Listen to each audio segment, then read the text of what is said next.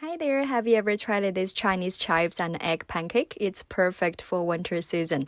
To start, we're going to mix all-purpose flour, salt, and warm water.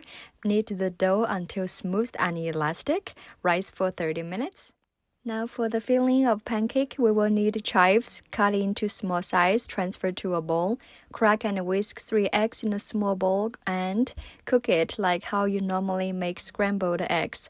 Undercooked is fine because we will need to cook it again in a pancake. Quickly marinate the filling with some salt, sesame oil, and oyster sauce. Mix well.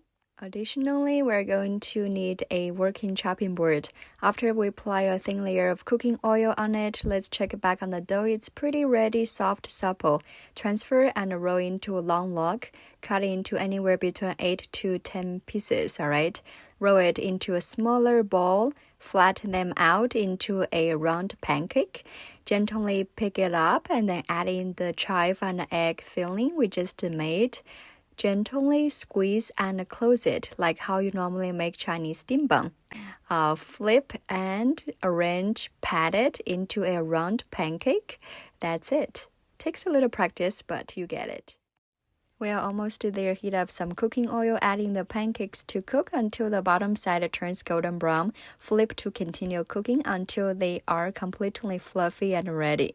The full recipe is in my bio link. This is heavenly delicious. Give it a try. Thank you for watching.